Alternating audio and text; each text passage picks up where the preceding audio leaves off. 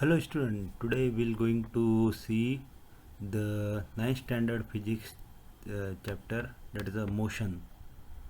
So we'll understand what we mean by the motion. Motion क्या होता है? Motion is the we describe the location of an object by specifying a reference point. कोई object का, जैसे ये bowler ball डाल रहा है, so ball comes to the batsman at a particular speed and a particular direction. So it is having some direction, कुछ time लेगा, कुछ मीटर ट्रैवल करेगा with reference to some reference point, that is a from bowler to the batsman. Next अगर motion समझने के लिए हमें क्या क्या समझना पड़ेगा? The moment of the object and what factor affect the motion. हमें उसका मोमेंट समझना पड़ेगा और फैक्टर क्या अफेक्ट करता है मोशन को, वो समझना पड़ेगा. Whether the moment is linear है, कर्वी लीनियर है.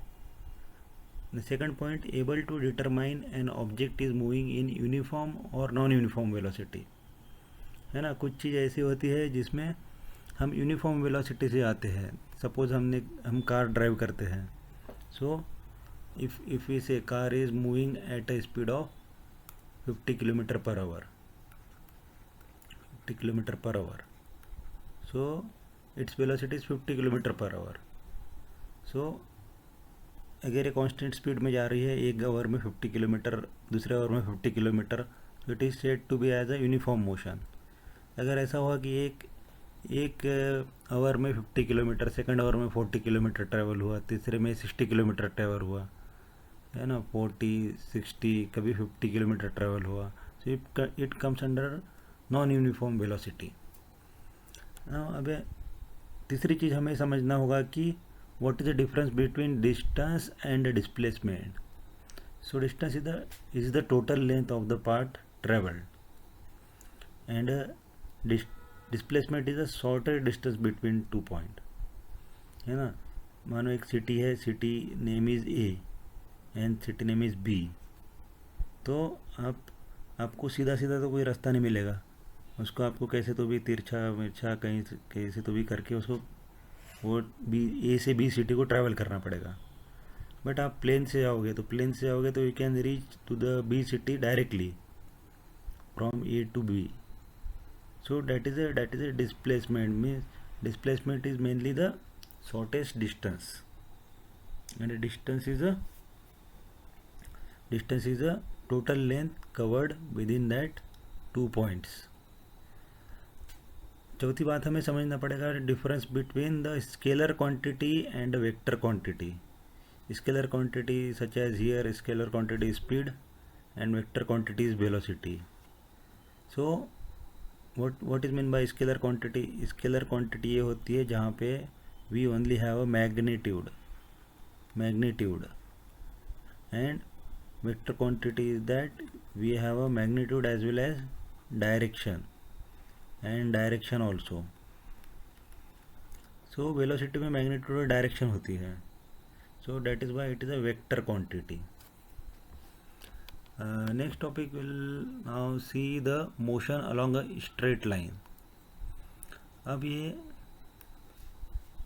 With reference to point O, suppose ये पॉइंट ओ है एंड हमारा कोई ऑब्जेक्ट यहाँ पे खड़ा है 6 किलोमीटर पर and it is travelling in a straight line like near to the object O, near to the origin, that is 5 kilometer, then 4 kilometer, then 3 kilometer. So it is traveling in a straight line, in a straight path without any hurdle. It is traveling straight path. So that such motion is called as a straight line motion. अब यहाँ पे question पहले आपका NCERT book में बताया गया है कि object has move through a distance, it has a zero displacement. If yes, support your answer with the example. Yes, it is possible. Yes, it is possible to have a zero displacement. It is possible to have zero displacement. क्यों possible है? Because if suppose हम कोई एक garden को, suppose we can take a circular garden, so if we rounding to the circular garden and we arrive to the initial point, यहाँ से हमने start किया और यहीं पे ख़त्म किया। सो हमने डिस्टेंस तो ट्रैवल कर लिया, सर्कुलर डिस्टेंस ट्रैवल कर लिया, but what is displacement? Displacement is zero, because हम जहाँ थे वहीं पर पहुँच गए हैं। So that is why it is possible to have a zero displacement over here, but the distance travel is the periphery of this garden, circular garden. Okay, now second question we'll take now.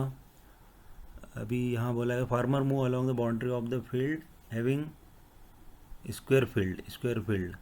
So square field means of 10 meter, 10 meter by 10 meter by 10 meter का है. So it is total is a 40 meter. 40 meter उसने travel किया in 40 meter in 40 second. So what is the velocity? Velocity हो गया, velocity is distance by time. So it is 40 by 40 means velocity is 1 meter per second. 1 meter per second हो गया. While the magnitude of displacement, what will be the magnitude of displacement of the farmer at the end of 2 minute 20 second? अब 2 minute 20 second. So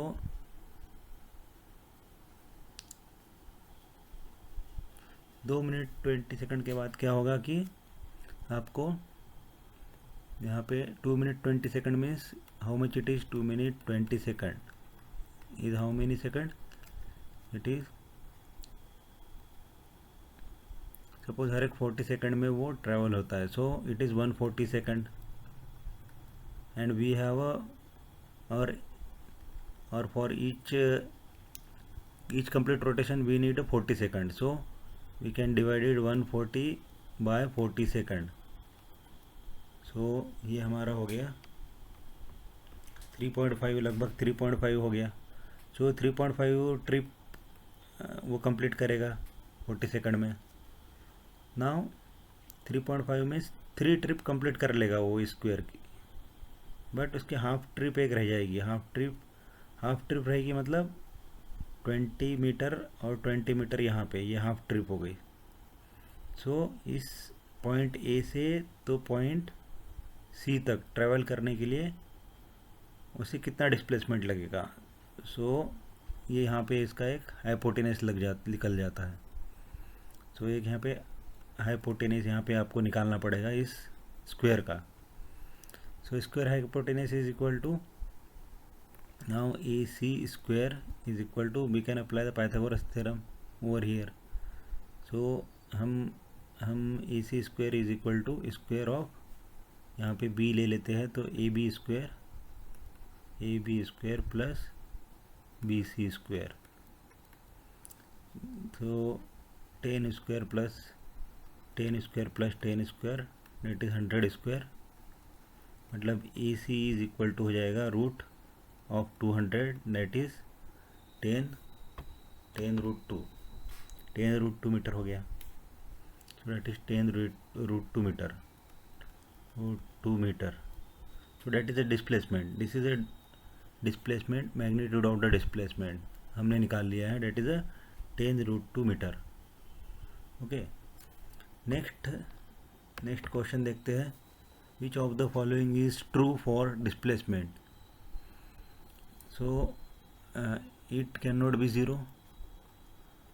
displacement zero हो सकता है, या सो it is fall because the displacement can be zero when the initial point coincide with the final point, जो कि हमने already question 1 में देखा है. एंड बी बोला है कि its magnitude is greater than the distance travel by the object. Second statement is also fall, the magnitude of the displacement never be greater than the distance travel by the object. या तो उससे less displacement या तो उसके बराबर रहेगा और less रहेगा. डिस्टेंस हमेशा ज़्यादा रहेगा. Suppose A to B city है तो हम उसको डिस्टेंस ऐसे भी ट्रैवल